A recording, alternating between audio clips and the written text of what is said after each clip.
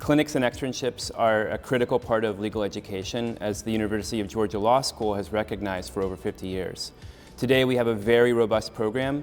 We have 17 clinics and externships. 10 of those are in-house legal clinics.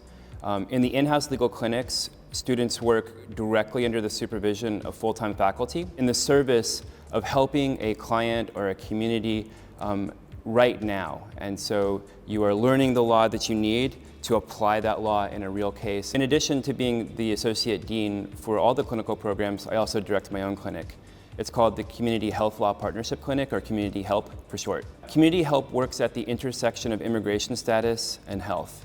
So our clients include asylees, they include women in detention centers alleging medical abuse. We represent survivors of violence inside the United States and from around the world.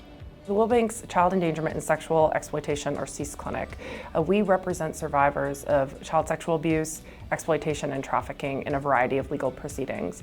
These are cases where there aren't those deep pockets of an entity, but we are able at the clinic to provide pro bono legal services and to assist survivors in finding that justice through the civil legal system. The CEASE Clinic is a unique opportunity for students to help victims find their voice and find that justice that they wouldn't otherwise have access to.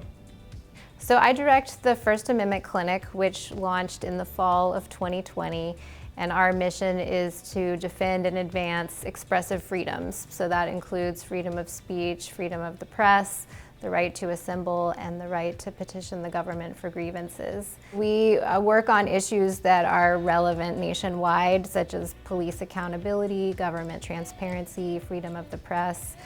Those are some of the examples of the wide variety of issues that we assist folks with, whether through litigation or non-litigation advocacy.